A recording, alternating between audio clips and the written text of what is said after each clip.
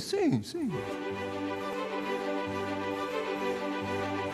No caso do jornalismo brasileiro, eu acho que ele tem uma neurose porque ele não se aceita como agente político. Aí ele se refugia naquela história da isenção, da imparcialidade e que expressa o interesse da sociedade. Eu acho que existe a identificação editorial, é evidente, o público percebe, e que talvez o apoio explícito seja o melhor instrumento que você dá ao consumidor da informação para ele monitorar. Está apoiando esse lado, está apoiando essa candidatura? Então, agora eu tenho como fiscalizar como é que está o conteúdo noticioso. O New York Times faz isso, o Washington Post, sei lá, né? Você diz na página de editoriais que os jornais, por tais e tais e tais motivos, estão apoiando o candidato tal, e na parte de noticiosa do jornal você cobre normalmente. É um patamar de civilização que talvez a gente não tenha chegado no Brasil. A mídia brasileira é um partido político. Os jornais repercutem o que interessa a eles. Quer dizer, a verdade factual eles não repercutem se não serve ao raciocínio deles. Não é assim na Inglaterra, não é assim na Itália, não é assim na França. Eu acho que isso acontece, vou te falar, quando você está num lugar onde as preferências políticas e ideológicas são muito nítidas e são meio irremovíveis. Todo mundo passa a querer agradar o dono. E todo mundo passa a trabalhar no sentido de que por ali eu vou me dar bem. E pior, novas gerações de jornalistas que não têm anticorpos, o cara acha que o dono quer. Eu vejo muito isso, a pessoa acha que o dono quer. Às vezes os caras são mais realistas do que o rei. Então já fazem sem que ninguém precise mandar fazer. O que é um jornal? O que é uma revista? São agentes políticos que têm interesses particulares, interesses econômicos, mas, ao mesmo tempo, têm também o dever de informar corretamente ao leitor.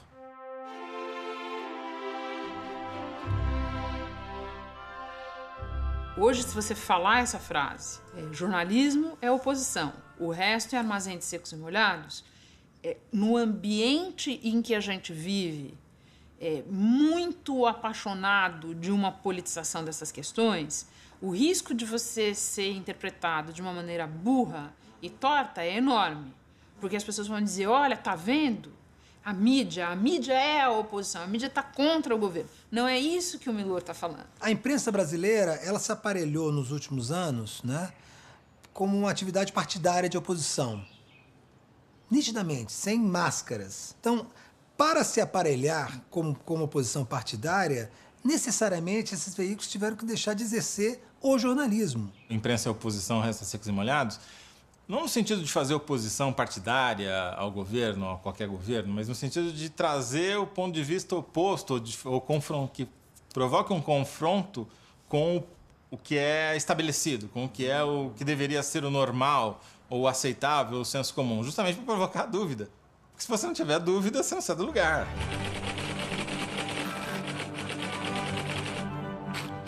Acho que o papel da imprensa é esse, é trazer o contraditório, sempre.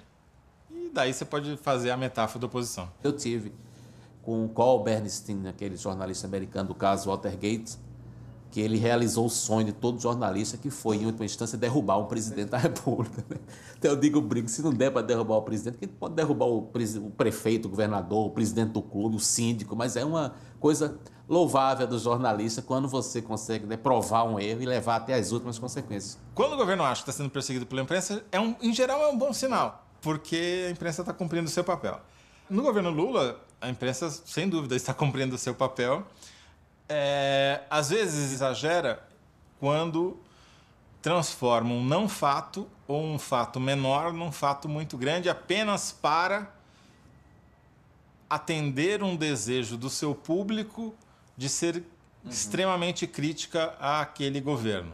Mas também tem uma outra maneira de olhar para essa questão, que é a seguinte: as forças atualmente no poder, quando na oposição, viviam numa associação muito próxima com a imprensa.